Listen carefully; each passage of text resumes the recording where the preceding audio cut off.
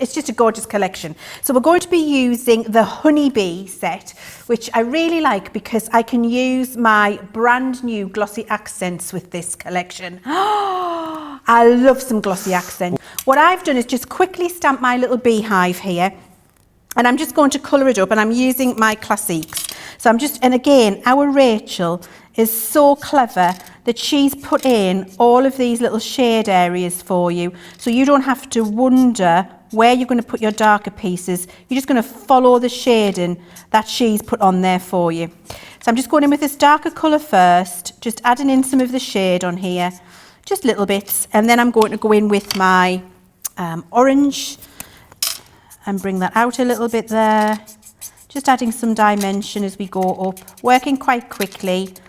And with something like this, you don't have to be too precise either. You can keep it quite fluid when you're colouring. Oh, this pen's running out. This has been a popular pen. Needs refilling. Oh, you can the Classics, they can be refilled, can they? Yes, absolutely. So can the illustrators. Oh, really? Excellent. Yep, it's great to have that option, isn't it? It really is. It just means you pop a little bit of refilling and you're done. And then we're going with a little bit of yellow here, bringing that out.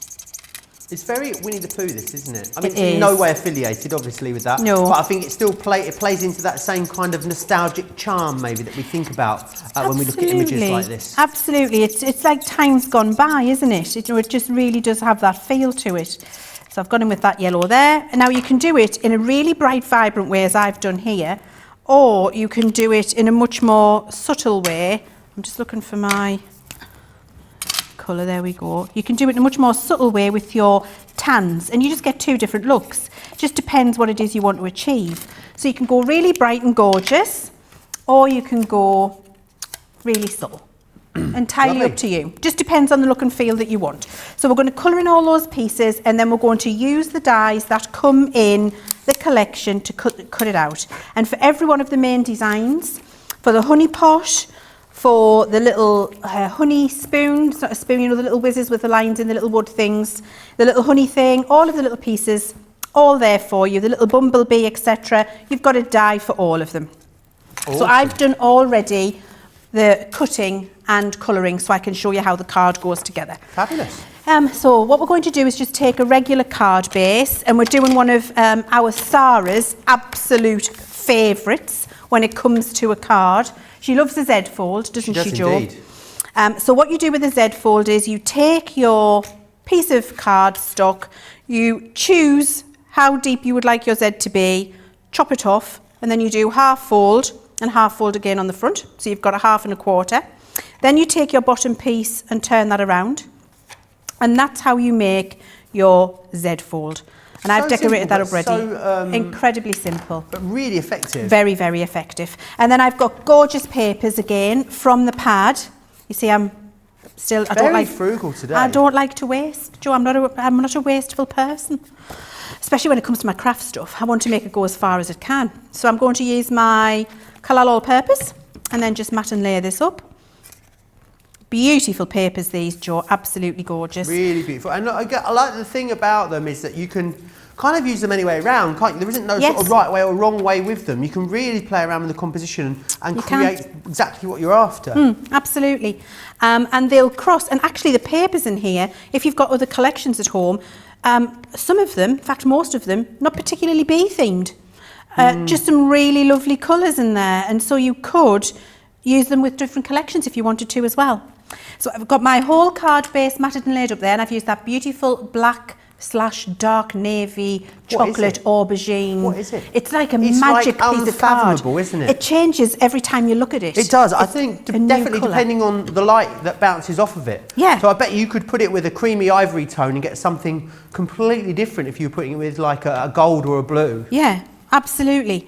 And I'm going to stick now my little Z in place. So I've just used some contrasting paper to do this. And this is great for all of your little offcuts. So rather than using the same piece of paper, these are offcuts from another card. So this just gets stuck in place here, using my Collal All-Purpose again. And that will just need a little nip until it grabs. So I'm going to close that down, leave that in place and give it a little push. Nice. Just while I get some of these pieces here. And then all I've got are all of those pieces from that stamp set. So I've got that lovely pot, I've got my little beehive, I've got my little honey spoon with a little pool of honey there, I've got a couple of the little bees, and I've got 2 sentiments. Who do you think about sending these projects to when you make them? You know, some projects when you put something together, there's like instantly someone that you think about, isn't there, Leanne? There is. Do you know what I think? I could sit with this collection and make something for everybody, either in my family or my friends. I don't think I would be restricted with this collection at all, to be honest. I think the great thing about this is it is completely not gender specific in any way at all, is it? Nope. It's not occasion specific. Nope. In fact, it's something you could send all the year through as well. It's going to be that great collection that sort of gets you out of trouble, you know, when you need to make a card for someone. And also, you know, how often as people that make cards, someone comes to you and says, can you make a card for X? Yeah. And you say, okay, brilliant. What things are they like and what are they into? And you think, oh gosh, I haven't got a clue. I just need a card. I don't know them inside out. This is that great collection that gets you out of that hole, isn't it? Because Absolutely. actually, it's just nature and everyone loves these kind of themes. Yeah, I think you're absolutely right, Joe. It's just a very easy collection to use. The compositions, you don't even have to think about. You're not scratching your head. They just go together very, very easily. And they look fantastic. And most importantly, very enjoyable. This collection isn't difficult craft. So you're not having to think, oh, how am I going to put that one together? Which of these elements works with the other element? Can I do that? Can I put this? Will that card match that paper?